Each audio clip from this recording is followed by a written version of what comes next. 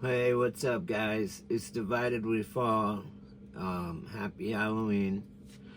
I want to do a little bit of this video by Mind Unveiled, and they're fucking awesome. Anyway, they only put out a video like maybe a few times a year, but it's always really very well researched and stuff. Anyway, everyone's been asking him to do a Halloween video, like how it came about and stuff. And I watched it and I noticed a few things like that maybe you'll see, kind of like Burning Man type shit. But the giant effigies, but with people in them. Like, it's crazy, you guys. So, without further ado, let's go. Not coming at this from some religious angle trying to tell you Halloween's evil or you're gonna get possessed by demons or anything like that. This is just an honest look into the occult origins of Halloween and pointing out some pretty weird stuff, especially since a lot of Christians participate in this holiday thinking it's totally fine. The thing is, Halloween isn't just some fun holiday where kids get candy. It's actually a gateway, like a portal between our modern world and the spiritual realm that's been cleverly disguised over hundreds of years. Today, we're gonna peel back that happy, cheerful mask and expose all the blood-soaked rituals, pagan ceremonies, and straight-up occult practices that created the Halloween traditions we know today. We're gonna cover everything, from the ancient druids in Britain who supposedly performed human sacrifices, to the secret societies that still practice these rituals today. We'll look at how the Christian church tried and failed to clean up these customs, and how big corporations turned all of this dark stuff into a billion-dollar industry while keeping the creepy origins hidden from everyone. I mean, think about it. Trick or treat, smell my feet, give me something good to eat. If you don't, I don't care, I'll pull down your underwear. And then what? Trust me, after watching this video, you'll never look at Halloween the same way again. And some of the stuff I'm about to tell you, well, let's just say there's a good reason why certain groups want to keep this information buried. So with that, let's dive in.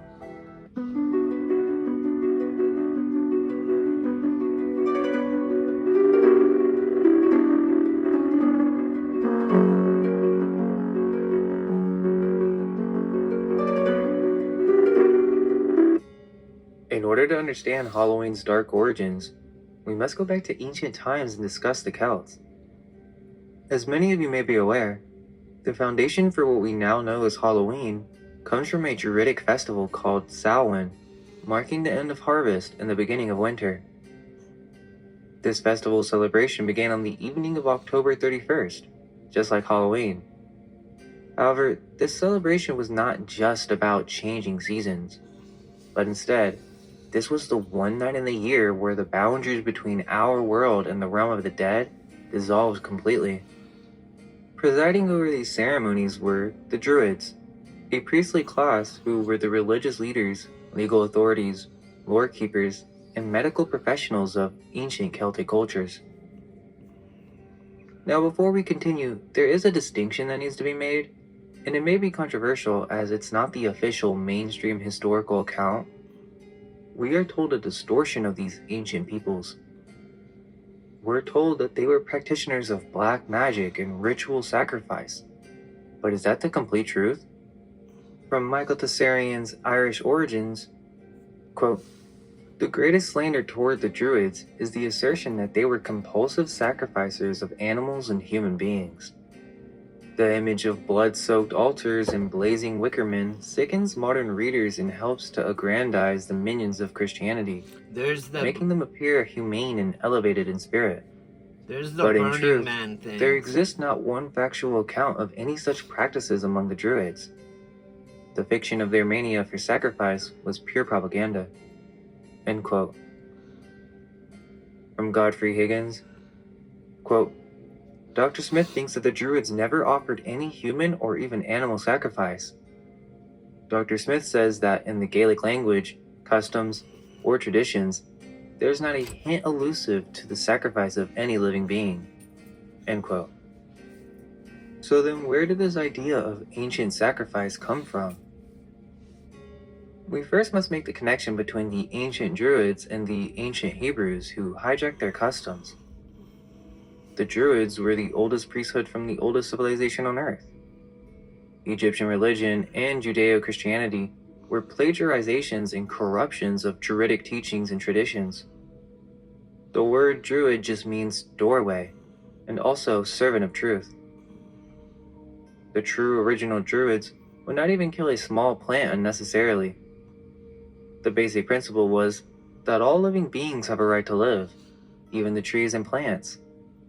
In fact, the Gaelic alphabet was based on trees showing their significant importance. The later Canaanites were the ones who hijacked the practices of the Druids and turned their traditions into dark ceremonies of black magic for power. Baal was originally the Irish sun god, Bel, the healing god. This was converted into Baal, who became a fertility god associated with Saturn and influenced the development of Saturnalia. The Tanakh discusses human sacrifice as barbaric customs of Baal worshippers. The biblical scholar Mark S. Smith argues that the mention of Tophet in Isaiah chapter 30, verse 27 through 33, indicates an acceptance of child sacrifice in the early Jerusalem practices. Tophet or Topheth is a location in Jerusalem in the Valley of Hinnom where worshippers engaged in a ritual involving passing a child through the fire to the god Moloch. These sacrificial rituals ascribed to the Druids by mainstream historians are later derivations of this Moloch practice. The Druidic tradition was hijacked by these peoples and turned from a nature religion into practices of dark black magic. These later Druids were said to have sacrificed children during Samhain. These Druidic Hebraic priests would travel throughout the countryside in horse-drawn carts, stopping at wealthy homes and demanding their tribute. But they weren't knocking for trick-or-treats. They were demanding human offerings, usually children to fill their wicker man cages. Those who cooperated would receive a hollowed-out gourd or a pumpkin that was lit and placed on their doorstep as protection against the dark forces that were about to be unleashed. Those who refused would find their homes marked with hexagrams, another clue on who these people really were, so that they would be cursed for the coming year. Now originally, this day was not so evil. It was a day that the old ancient Druids would connect with the nature spirits of Earth, and there was no human sacrifice. However, after the hijack, these early practices of connecting with spirits became the day of summoning dark spirits and horrible torture. Even many of the innocent games that we associate with Halloween have grotesque origins. Like bobbing for apples. During Samhain, the later Druids would line up their captured victims before a cauldron of boiling liquid, toss in an apple, and offer freedom to anyone who could retrieve it using only their teeth. If you were willing to risk horrible burns and disfigurement, you had a chance at freedom. If not, you would face certain death in the wicker man, the passing through the fire. As Samhain evolved, common people would disguise themselves in animal skins and horrific masks, but this wasn't for entertainment like in the modern day.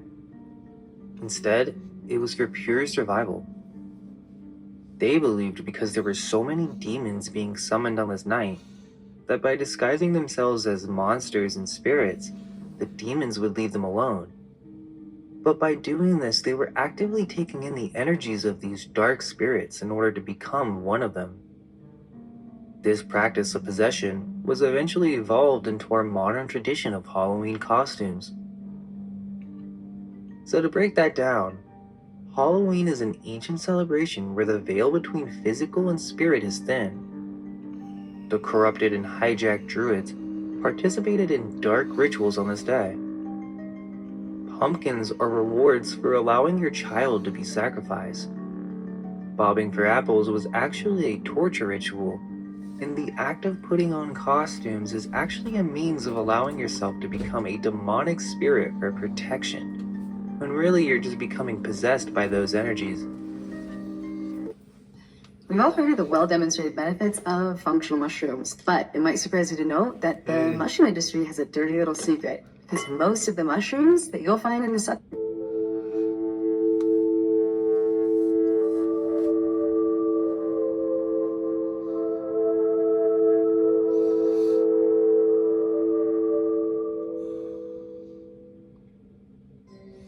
Now let's talk about how Christianity fits into all this, because this is where things get really interesting.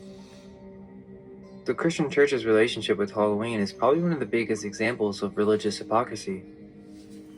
At first, the early Christian church wanted nothing to do with these pagan practices. When Christianity started spreading through Celtic lands, church leaders were horrified by Samhain celebrations. But instead of just condemning these practices, they tried to Christianize them. In the 7th century, Pope Boniface IV created All Saints' Day, originally on May 13th, but later Pope Gregory III moved it to November 1st specifically to override Samhain. The night before became known as All Hallows' Eve, which eventually became Halloween. In medieval times, the church actually encouraged a practice called souling during All Hallowtide, where poor people would go door to door receiving soul cakes in exchange for promises to pray for the dead relatives of the homeowners. This was the church's attempt to transform the old Samhain practice of leaving food out for wandering spirits. But here's the thing. During the witch hunts of the Middle Ages, this practice became dangerous. If someone refused to give soul cakes or acted suspiciously during All Hallowtide, they could be accused of being in league with evil spirits. Many historians believe some witch accusations stemmed from people not properly participating in these Christianized Halloween customs. So, while the church was trying to sanitize this holiday, they actually created a system where people were forced to participate in these ancient pagan rituals or face potentially deadly consequences. The church thought they were being clever, replaced the pagan holiday with the Christian one, and people would forget all about their old traditions. But that's not what happened at all.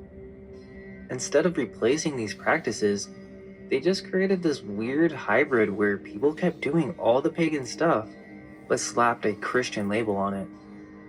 There was another medieval tradition connected to all this, the Dance Macabre, or the Dance of Death. This wasn't just allegory. This was something really bizarre that was common in many old paintings and churches. It showed dead bodies dancing around living people, usually with the Pope, child, and laborer. They claimed this was just supposed to be a reminder of the fragility of life. But even that explanation is weird because it was associated with All Hallowtide, and people would actually perform these dances at village pageants, dressing up as corpses. It's almost like the church had some strange fascination with death and the macabre. Now remember, this was during times of massive disease outbreaks. So why would you have people reenacting a dance of dying? Just to remind them they could die easily? Or was something else going on here? What's really interesting is that this wasn't the only weird dance happening at this time. Hi, Sammy. Throughout Europe, between the 14th and 17th centuries, there was what historians call a social phenomenon that was one of the strangest cases in history. Groups of people would dance erratically, sometimes thousands at a time. Children and adults would just dance until they literally collapsed from exhaustion and died. Now, if this happened once, sure, we could explain it away. But this was considered an outbreak that affected thousands of people across several centuries. It started in the Holy Roman Empire and spread to France. But it gets weirder because Paracelsus called it dancing mania or the dancing plague, but it was initially considered a curse sent by a saint. So think about that. During this time, they believed this was caused by black magic, but from a powerful saint, specifically Saint Vitus and Saint John. That's why they called it Saint Vitus dance or Saint John's dance. And these dances occurred at places dedicated to that very saint.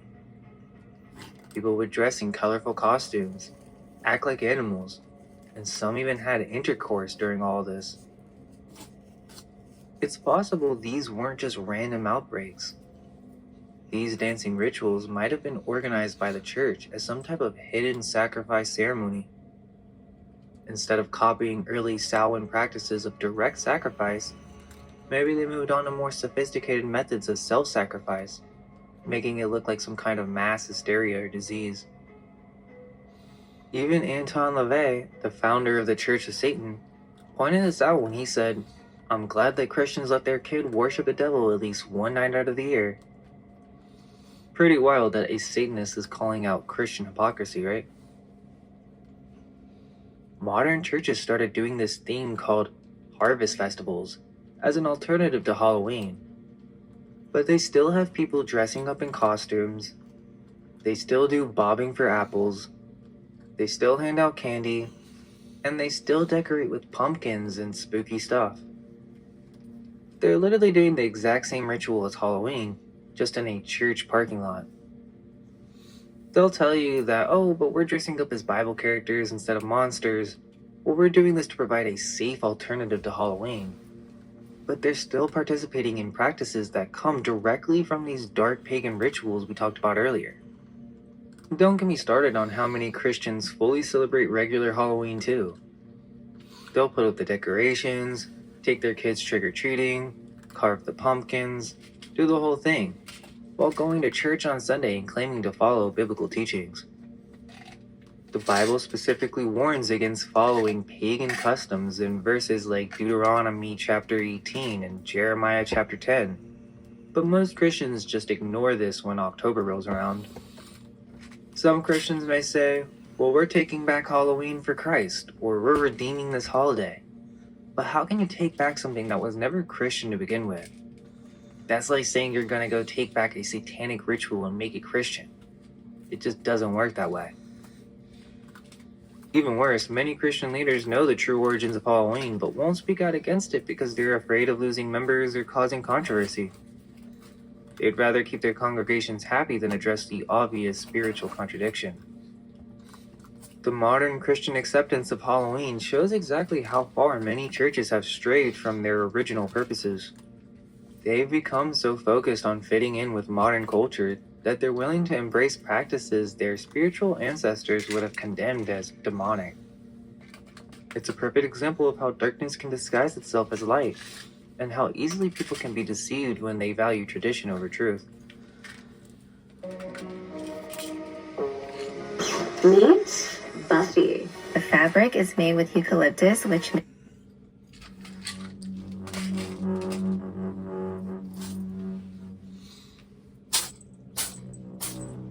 You okay? Good kitty. You okay, Sammy? After the church tried to Christianize Samhain with All Saints' Day, Halloween didn't just disappear. It evolved in some really bizarre and dark ways. So let's go through how this holy day turned into the commercial celebration we know today. And some of this stuff is pretty wild. For example, there was Dumb Supper, a tradition from medieval times. Young women would prepare an entire feast in total silence and set the table backwards. Dessert first, main course last. They'd leave one chair empty, believing that at midnight, the ghost of their future husband would appear and sit down. But the creepy part is that sometimes they'd see a skull instead of a face, which meant they were going to die before getting married. Even though the church called this practice demonic, people kept doing it in secret for hundreds of years. Think about that, while the church was trying to make Halloween holy, people were literally having dinner with ghosts. During this time, monasteries had to ring their bells all Halloween night long. The official story was that the bells would guide lost souls to sanctuary, but historians have found evidence it was actually an early warning system. These monasteries created a whole network of bell ringing to warn villages about supposed witch gatherings and evil spirits. The holiday got even darker in England when Halloween celebrations became connected with Guy Fawkes Night on November 5th. For those who don't know, Guy Fawkes Night commemorates the failed gunpowder plot of 1605, when Catholic conspirators tried to blow up Protestant King James I in Parliament. The celebrations involved burning effigies of Guy Fawkes, but during the Halloween season. These rituals took on a more anti-Catholic tone. People would create effigies not just of Fawkes, but of the Pope and Catholic saints, and burn them in massive bonfires while wearing masks and costumes. Catholic families would board up their windows and doors during this period, as Halloween became an excuse for Protestant mobs to target them. Some would even break into Catholic homes and force the occupants to either renounce their faith or face trial by fire. The proximity of Halloween and Guy Fawkes Night created this perfect storm of religious persecution mixed with pagan traditions, where people could commit horrible acts of violence under the guise of celebration. It's a brutal example of how Halloween's mask of festivities often concealed much darker purposes. One of the most terrifying American connections to Halloween comes from the infamous Bell witch haunting in Tennessee, arguably America's most documented and most disturbing supernatural case. The Bell family began experiencing strange phenomena on their farm. It started with weird animal appearances and knocking sounds, but quickly escalated into violent physical attacks. The entity, which became known as the Bell Witch, could speak, make itself visible, shapeshift, travel at superhuman speeds, and tormented the family relentlessly, especially targeting John Bell Sr. and his daughter Betsy. What makes this case so fascinating is that it was witnessed by hundreds of people, including future President Andrew Jackson, who reportedly said, "I'd rather fight the entire British Army than face the Bell Witch again." The haunting reached its terrifying peak during Halloween seasons, when the witch's powers seemed to be the strongest. The entity eventually claimed responsibility for John Bell's death, allegedly poisoning him in 1820. Local records show the witch would taunt mourners at his funeral, singing drinking songs while his casket was lowered into the ground. The story goes that in 1817, when John Bell spotted what looked like a dog with a rabbit's head on his farm, after that, things got really weird. His family started seeing all kinds of impossible things, like a giant bird and a girl in green swinging from an oak tree. But it wasn't just visual. The entity would physically attack people, pulling sheets off beds, dragging kids by their hair, and sticking pins in Bell's daughter, Betsy. This has been used for years and years in functional medicine, and it's going to look for all of your mineral levels as well as your toxic heavy metals like. What makes this case so fascinating is how the spirits seem to have incredible powers. It could perfectly mimic voices and even repeat two different sermons that were being given 13 miles apart at the exact same time. It knew intimate details about visitors' families overseas and could apparently project itself to other locations. There's even a documented case of an English skeptic who apologized to the Bell family after the witch visited his parents back in England. The wild thing about all of this is that when you look at the witness accounts, and there were hundreds, all documented, you see that this wasn't just some simple haunting.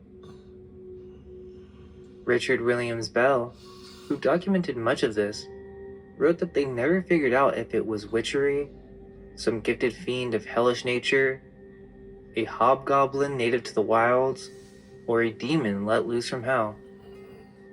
What's really interesting is how this case perfectly aligns with the beliefs about Halloween being when the veil between worlds was thinnest.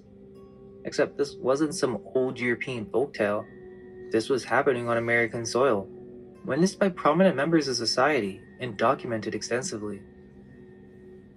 Halloween really changed when the massive Irish immigration to America happened in the 1800s. These immigrants brought their Halloween traditions with them, but something weird happened.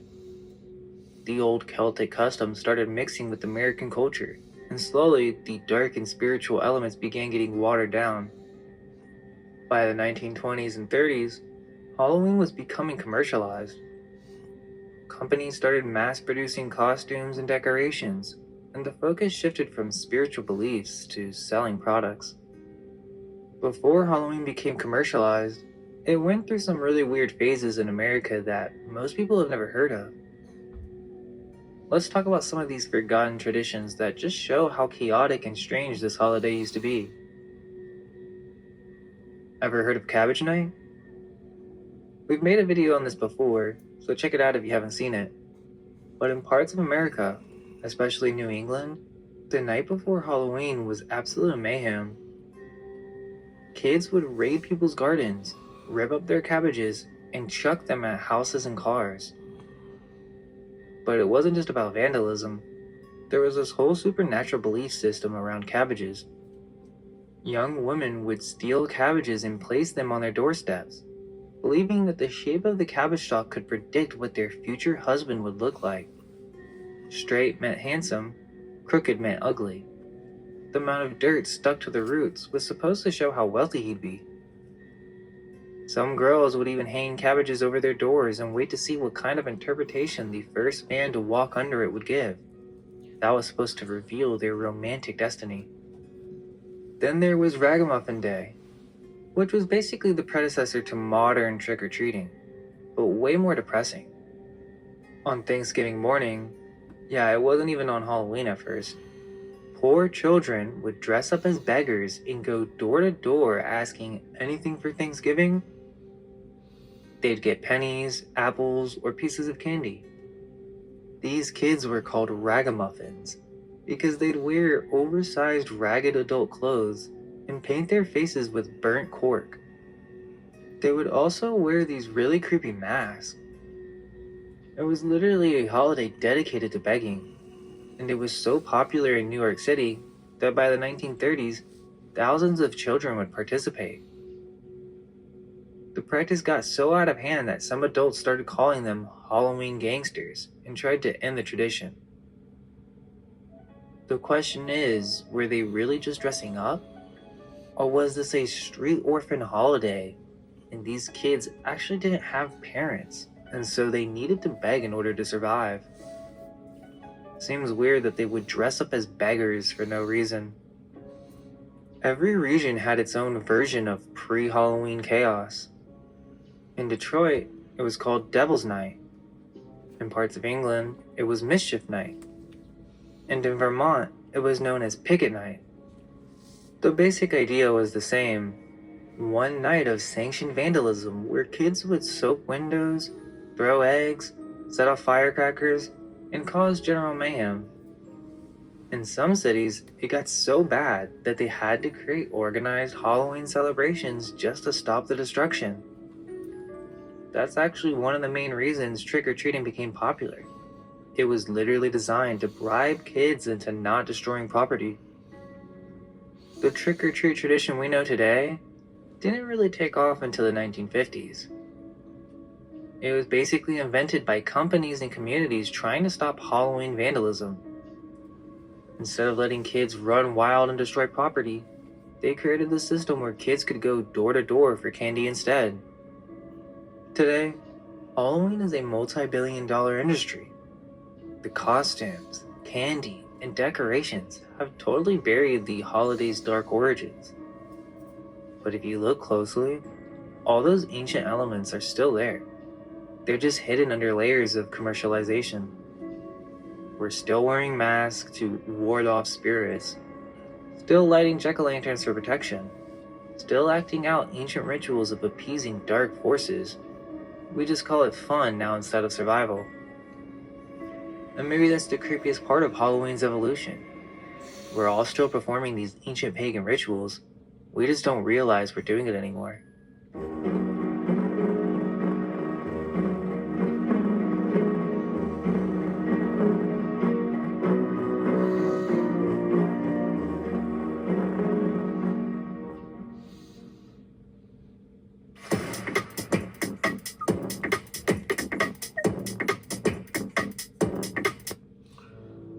let's talk about what Halloween's become today, because it's actually pretty disturbing when you really think about it.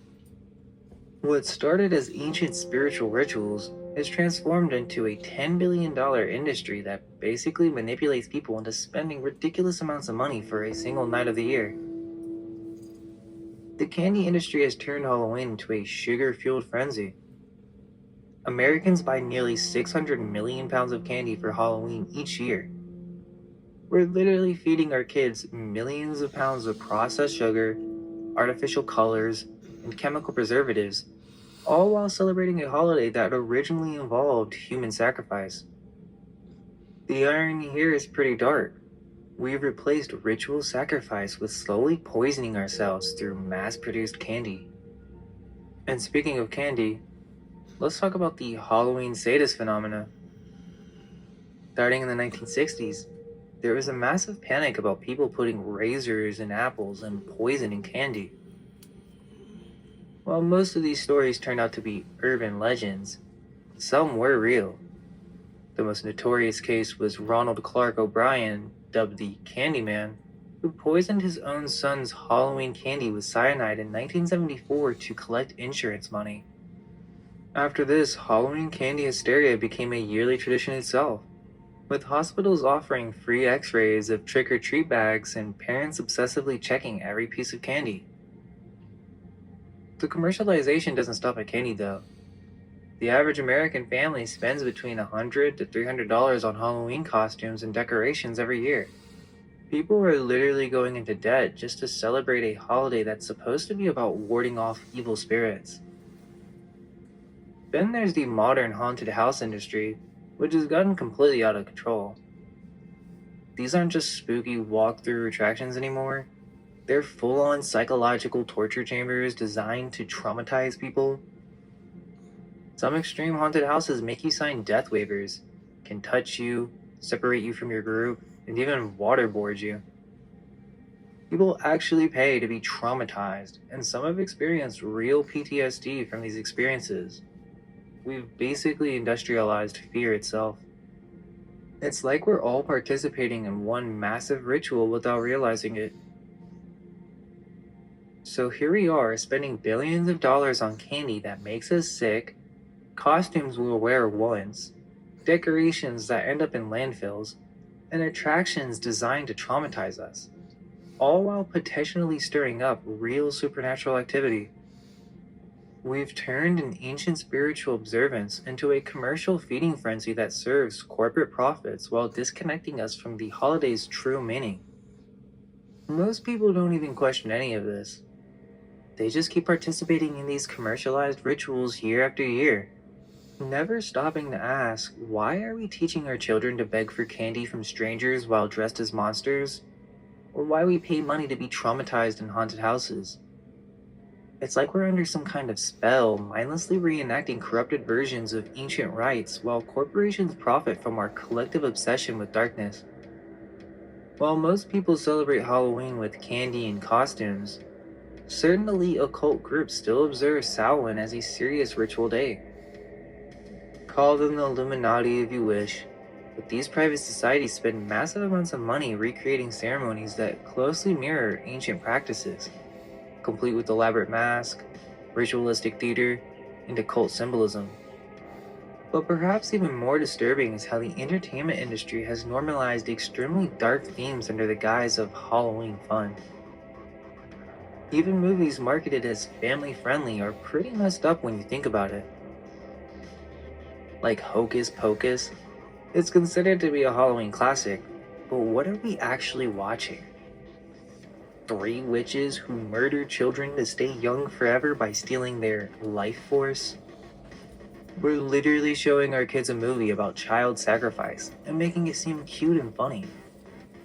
The fact that this has become a family tradition is honestly disturbing. The Halloween movies have been terrorizing audiences since 1978, depicting a supernatural killer who specifically targets people on Halloween night. The series has spawned 13 films, programming generations that associate this ancient spiritual holiday with brutal murder. Then there's Saw, which deliberately releases its torture porn films during Halloween season, pushing the boundaries of what audiences can stomach while ranking in millions at the box office. And speaking of pushing boundaries, there's Terrifier. I can't even believe they actually play this in the theaters. But this new Halloween horror franchise is so graphic that people are literally vomiting in theaters. We're talking about scenes of torture and mutilation so extreme that viewers have physical reactions. Yet people still line up to watch it, and Art the Clown has become a popular Halloween costume. The really concerning part is how young people, especially teenagers, actively seek out this kind of traumatic content during Halloween season. They'll binge watch horror movies, visit extreme haunted houses, and deliberately try to terrify themselves. To help tighten skin, never wash your face. Never put these 3 aging accelerators on your... From a spiritual perspective, this is dangerous. Ancient cultures understood that fear creates openings for negative spiritual influences. When you have millions of people deliberately putting themselves into states of extreme fear and trauma during Samhain, a time when the veil between worlds is already thin, you're basically creating a perfect storm for supernatural activity. It's worth questioning why the entertainment industry pushes such extreme content, specifically during Halloween. These aren't just movies, they're mass ritual trauma events. Millions of people simultaneously experiencing fear, anxiety, and distress during an ancient spiritual holiday.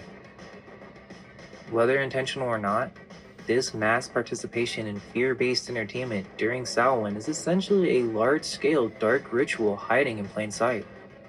Even horror films that seem to warn us about Halloween's dangers, like Trick or Treat, which shows the consequences of disrespecting Halloween traditions, have paradoxically become part of our Halloween celebration. We're watching movies about Halloween's dark power while unknowingly participating in that very power through our viewing. The fact that we've normalized this level of darkness in our Halloween entertainment to the point where we're taking children to see movies about child sacrifice and teenagers are seeking out trauma-inducing films shows just how far we've strayed from our understanding of this holiday's true spiritual significance. We're participating in mass rituals of fear. Nobody seems to be questioning why we do this or what effect it might be having on a spiritual level. So what are we supposed to take from all this? Look, I'm not here to tell you that celebrating Halloween makes you a bad person or that wearing costumes and having fun is evil, but I do think we need to be more conscious about what we're actually participating in. When millions of people simultaneously engage in these ancient practices, even in their watered-down modern form, we're tapping into something much deeper than just a fun holiday. For Christians especially, it's worth questioning why you're celebrating a holiday with such clear occult origins. But this goes beyond any religion. It's about understanding the energetic nature of our actions. When we mindlessly participate in these rituals, whether it's wearing masks, seeking out fear, or even trick-or-treating, we're unknowingly feeding into an ancient spiritual current that's still very much alive. It's similar to the Christmas Unveiled video. Check it out if you haven't seen it. But these holidays have hidden aspects that influence us whether we realize it or not. It's almost like we're sleepwalking through these celebrations, unconsciously giving our energy to forces we don't fully understand. But here's the thing. Awareness itself is a form of protection. When you understand the true nature of what you're dealing with, you're no longer just blindly participating. You're making conscious choices. So whatever you decide to do this Halloween, at least now you know what's really behind those masks and candy bars. Knowledge is power, and sometimes the scariest thing isn't the horror movies or haunted houses. It's realizing what we've been unknowingly taking part in all along. Thanks for watching, and all we can hope is that our minds may be unveiled. Let go of everything you think to be true. Relax the mind and ask the question, do I truly understand what this reality is?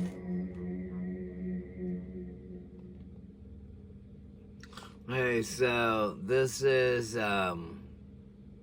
sorry it went so long, but this is the channel Mind Unveiled. I'll put it on the description. They, like I said, they only do a few per year, and they are very well researched, and I mean, you guys will totally love them. Like, they're great. They're great. Proof you've been dieting. Hey, sorry about the commercials too. All of these fad diets for But the last anyway, 20 years, hang on. Atkins, keto, paleo, the kind. So yeah, this is, I don't know. Like, here's one. No, that's John Levi. He's good too. But anyway, so I guess I'll close this up, and I will. Oh, here it is right here. Halloween Unveiled. Ancient Rituals, Secret Church Sacrifice, Fear Magic. Mind Unveiled. That's the name of the I'm sorry, the channel that did this video. And I would just put it, like, I would just share it to you guys, but then it doesn't come up on my list and no one ever sees it. So I get a lot more this way. And please go over there at Mind Unveiled and just give them a shout out and a thumbs up, and subscribe if you want. Like I said, they only do like 5 or 6 videos per year, and they're always good. So, you know, by subscribing over there for, you know, all the videos, you only get like 5 or 6 per year. So, because they do it so fucking so in depth, they do so much well researched. Anyway, you guys, happy Halloween. I hope you have a good time trick-or-treating or whatever you're gonna do. I'll probably go out with my 11-year-old niece, and last year I just wore a sheet with holes in it and like a ghost, you know. And so I could collect candy. Hey man, I need candy too. Anyway, so it's fun. Like, we go up here, and there's like this school up here where they open the parking lot, and then you just go from like little like kiosks that are set up, like those easy up things. But I guess what my sister was saying is we're just gonna go house to house around here or something. Well, up there they have this, like, or maybe it is around here. They give out full candy bars. Like, I just want to go there for sure. Anyway, I love you all. Have a safe Halloween, and just be aware of what it is, man. It's a time when the veil between the spirit world and now is very thin. So just be aware, and now you know, right? And knowing is half the battle, as G.I. Joe said back in the day. Just kidding. Okay, I love you guys. Have a happy Halloween. Okay, bye-bye.